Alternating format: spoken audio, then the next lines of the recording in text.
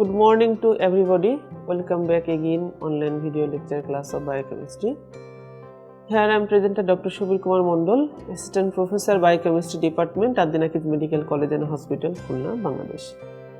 Previously, I discussed quality control measurements parameters. There are several parameters and important values by which we can always measure quality control appropriately in laboratory. Today, I am going to discuss about the checkpoints of quality control.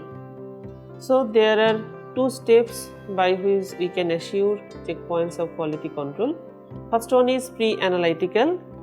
In pre-analytical proportion, we can assure patient and specimen identification, patient preparation, specimen collection, transport and handling, and monitoring personnel. In analytical stage, we can assure internal quality control and external quality control. These two is most important for checkpoints or quality assurance in case of laboratory activity. And post-analytical case, transcriptional errors, unclear report format or information, that is the burning questions or burning points during laboratory work. There is a schedule for quality control procedures and there is a specific tabulation by which several types of checkpoints are closely adherent in this table or chart, such as calibration with reference standards, control chart with control material, analysis of patient's results, and EQAS performance. That's by which we can assess monthly our laboratory reports and laboratory controls measures. Now, we will start internal quality control. So, what is internal quality control?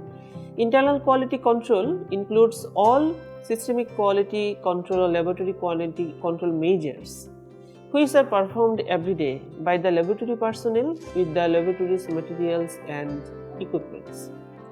Internal quality control is based on monitoring the biochemical test procedures that are performed in the laboratory and includes measurements on specifically prepared materials and repeated measurements on routine specimens together with daily statistical analysis of the data.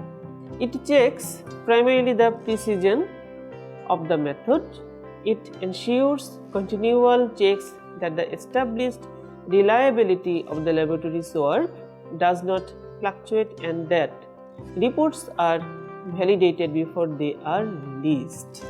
In external quality control, we include all systemic quality control measures or methods which are performed periodically in every month, every 2 months or twice a year by the laboratory personnel with the contribution of an external center.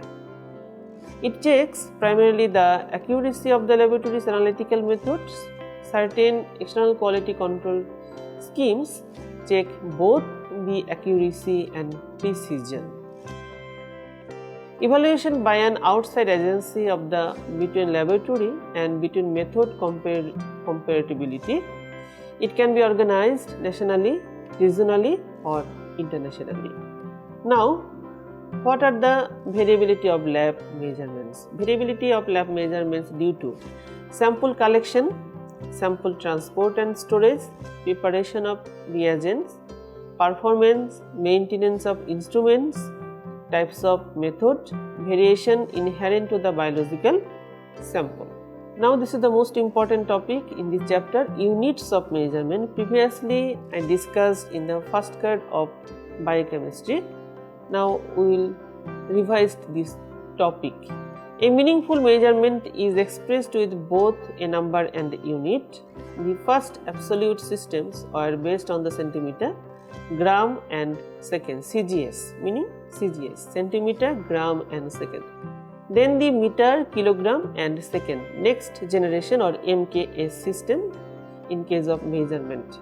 And finally, we can found or we get SI, System International Units or System International Unit that was proposed in 1967.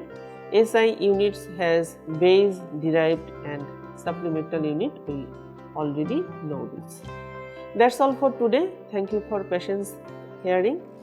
This is the terminal or final chapter of this topic.